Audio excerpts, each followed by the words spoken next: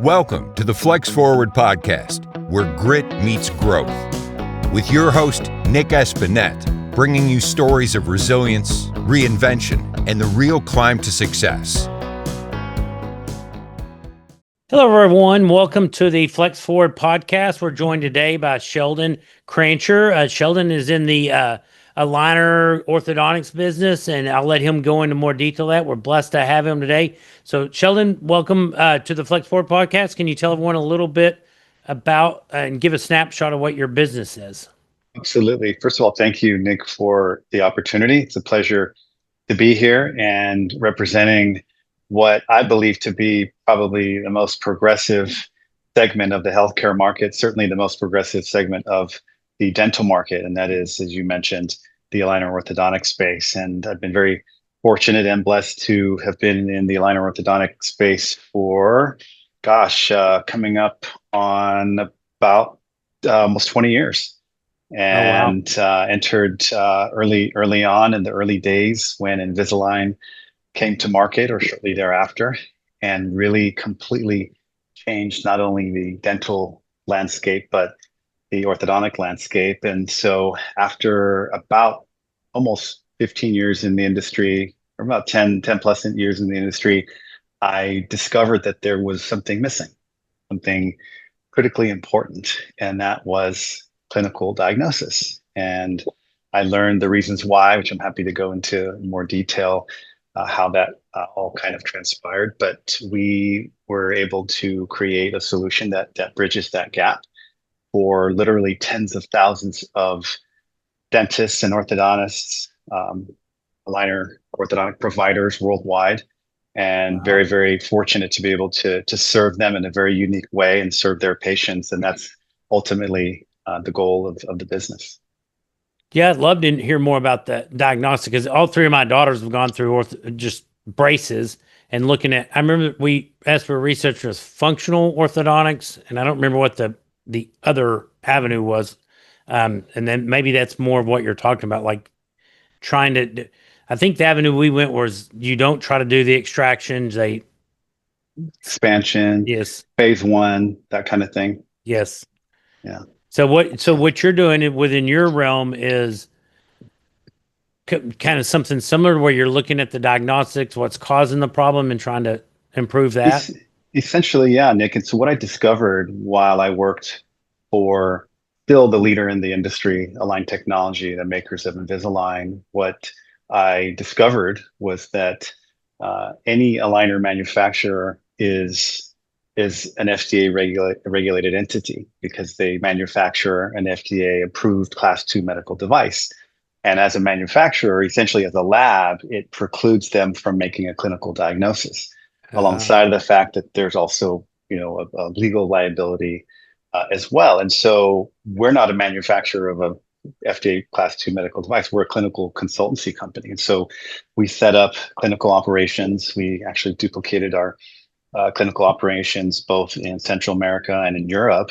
And what we are able to do on behalf of the treating doctor, and keep in mind, Nick, and I think it's important to point out, the majority of the doctors that we serve are general dentists who, as you might know, have the ability, the license to treat patients orthodontically, but rarely do they have the training or any I sort did not of know that. Yeah, okay. They don't have the specialty, and so they just don't necessarily understand the complexities of tooth movement, the biomechanics of tooth movement, and so that's an additional layer of kind of complexity. And so what we essentially do is we work with the treating doctor. We will actually perform a clinical diagnosis. It's technically a co-diagnosis because we're doing this virtually.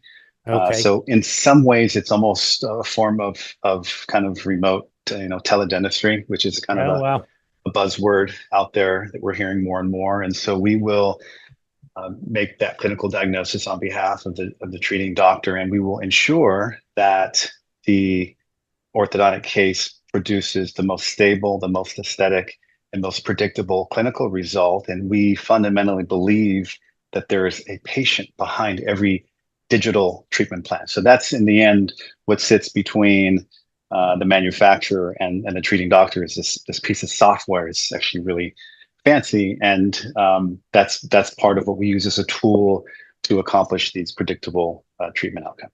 That's awesome. You've actually answered my next question: is what sets you apart? The dental profession, the orthodontics profession is got to be loaded with people, but what sets you apart? But I think you just kind of went into that with what you're going down a different path. I wouldn't say non-traditional, but it's not the normal. See your dentist, see your orthodontist, and you guys are doing something out of the box, which sounds awesome. Essentially, yeah, we've kind of inserted ourselves into, call it a workflow, essentially. And so what the general dentist will do typically is they will first take all the required records, which include patient photographs, x-rays, and then more and more commonly intraoral scans. They will send those records over to the aligner manufacturer. They will put it into the software that I mentioned earlier, and then they will refer that treatment plan setup to our clinical team. We'll diagnose, we'll optimize is the word that we use, and then we will interface directly with the doctor. And so that's more or less the workflow. But part of what differentiates us is that we've been in the business for 20 plus years. We have optimized over 500,000 digital aligner treatment plans globally. We operate in over 50 countries, and we work with all of the aligner brands, all of the softwares. We're kind of the spider in the web, as we often say. So we're very central to the entire aligner orthodontic industry. That's awesome. So as you're going through this, was there something that you found easy that others may have found challenging as you're working your way into the industry and building things up? That's a great question, Nick. In my experience, and probably yours as well, nothing ever good is easy. And Very I true. would almost go as far as saying nothing's easy. I think what I will say is that we make it look easy.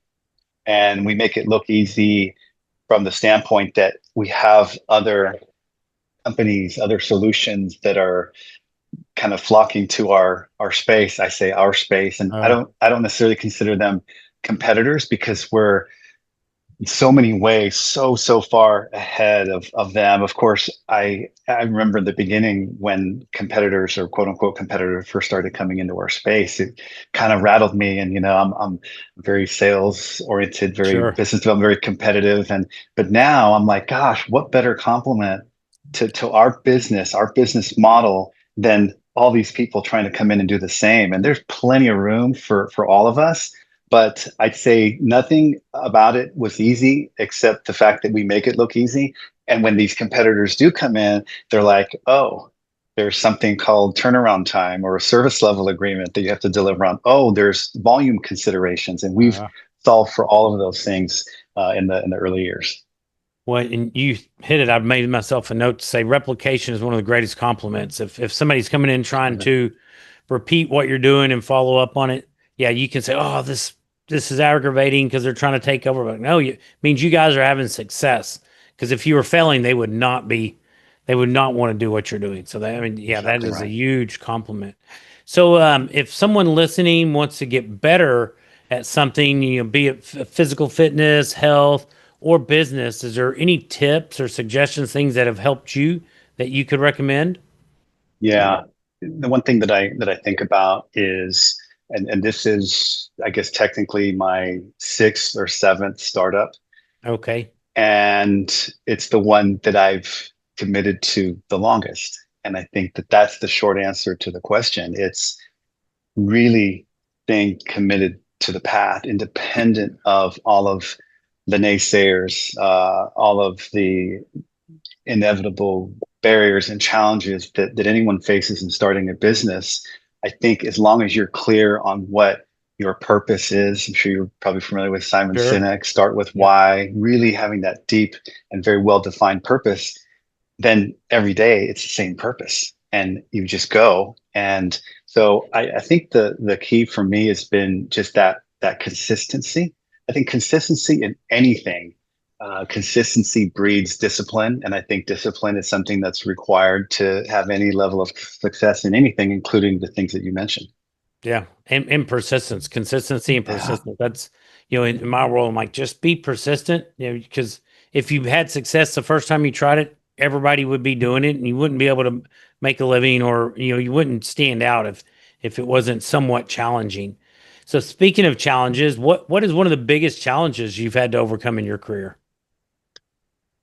I think specific to this business, I think it's maybe the perception and lack of understanding of what we do has been a challenge. Of course, we're in some ways up against the large aligner orthodontic Hmm. manufacturers, and not because we compete with them. In fact, we complement them. We actually drive case adoption, utilization. And so it's been a little bit of a strange relationship with some of these large aligner manufacturers, which now many of which we're cooperating with, we're integrating with. So they're kind of coming full circle just because of the Oh, nice. competitive nature of the market.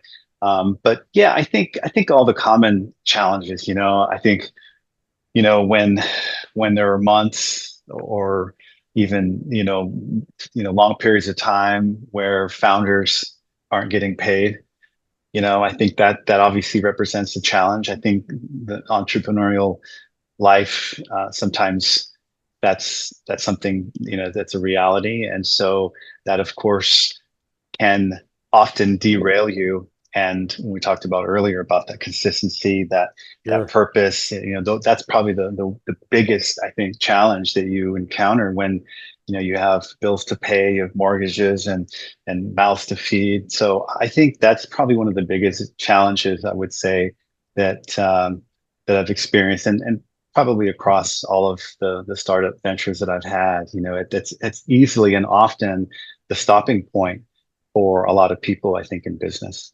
Yeah, you hit that road bump and don't keep going through it. Well, awesome. It sounds like things are going very well in your business and business world.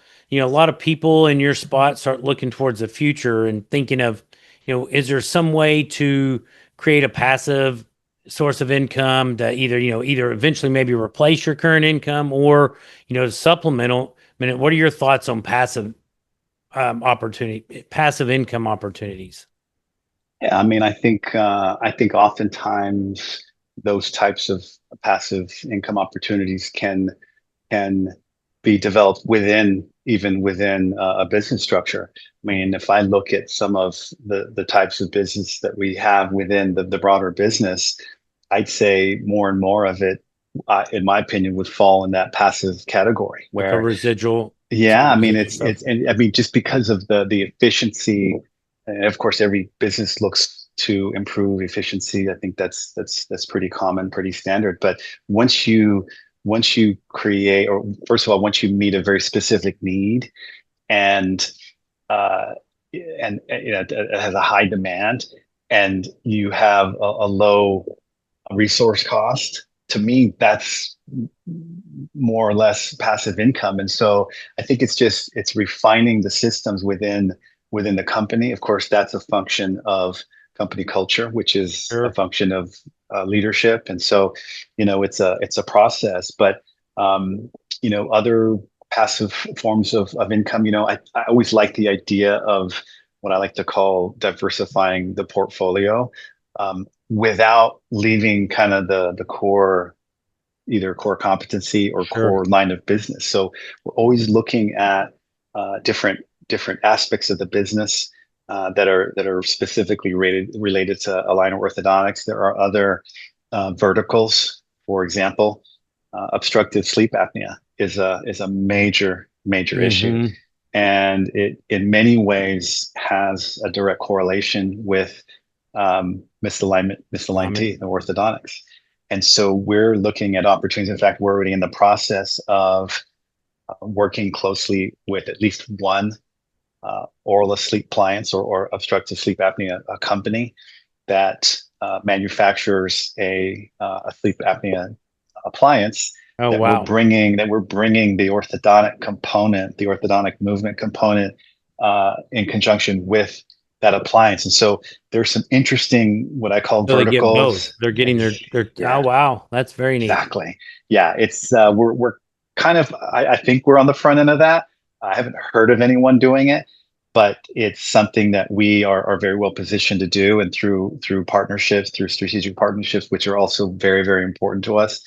And so I kind of look at those types of things in a way as passive income, unless you meant something different. No, I mean that there's all sorts of passive income. There's stuff. I mean, if you definitely look at creating it within their own circle, but also, are there opportunities outside of your circle to where mailbox, when we used to get checks in the mailbox money, or something just coming in where you kind of park it, you get money working for you too. I don't know if you've ever heard of Robert Kiyosaki, but in his Rich Dad Poor Dad book, he talks about getting money to work for you. It's where, as you go through the cash flow quadrant there, you're the investor. And so it's just kind of along those lines. One of the things, as we've seen people, as they're working their way through different levels of success, they start looking at other options. But no, I love what you have to say there. So, Sheldon, as we're wrapping up the interview, do you have any exciting plans or initiatives in the works for the next 6 to 12 months? I think part of one of the things I'm particularly excited about is I will be on a lecture tour starting in September and October through Australia and Asia and Europe and the UK, and it's with various different clients. And so I'll be taking the stage with what I believe to be a very important message as it relates to the business that we're in. Yeah, and the message essentially is this: we have the clinical term for misaligned teeth is malocclusion. So malocclusion has a relatively high incidence, 70-80% of adults, depending on the market and the demographics, but it's a pretty high rate of incidence of malocclusion, and it's a disease. It's a disease of dysfunction, but it's not perceived as a disease, and in many instances, it's not treated as a disease either. And it's more thought of as more cosmetic. Yes, sadly, and you have this oral body connection. And so it's an important message and invitation to change the mindset of the dental profession, to say, look, you have this incredibly powerful tool in your hands, but you first have to orient your mindset to the reality and even the urgency of this almost silent disease. Because with malocclusion, not to get too technical or clinical, but typically with malocclusion, not only what we mentioned earlier about obstructive sleep apnea, but you also tend to see incidents of periodontal disease, which of course leads to bone loss and tooth loss and a whole host of others. A lot of other global health things you don't think about. That's exactly right. Your orthodontist. That's right. So we were going down that exploring for our kids. I kind of went down some of those rabbit holes as we're trying to pick an orthodontist for them. So yeah, it's amazing how much is related to here. It makes sense because that's kind of first things you eat, you breathe, drink, all come through that portal. So it makes sense that is a very important a point of entry, I guess, for lack of a better word. Exactly right. Yeah. So I'm very excited about that. Great stuff. Well, thank you so much for sharing time with me today and sharing some insights and tips with our listeners. If people wanted to get in contact with you, what's the best way to do that? Yeah, I think our website is probably the best way. My email and even phone number. I love hearing from people, from doctors, other industry partners. As I mentioned earlier, we're very oriented to strategic partnerships. I believe in partnerships. We have many of them and have a pipeline of even more. But our website is clear-forward.com. Clear-forward.com. My email is sheldon@clear-forward.com. I'm happy to receive emails and even phone calls if that's something you do. But I'd love to hear from. In LinkedIn, look up Sheldon on LinkedIn. He's got a great LinkedIn page. Well, thank you very much. As we wrap up, we really appreciate you joining us today. Thanks for listening to the Flex Forward podcast. If you've got grit, growth, and a great story, visit flexforwardpodcast.com/guest to apply and join us on the show.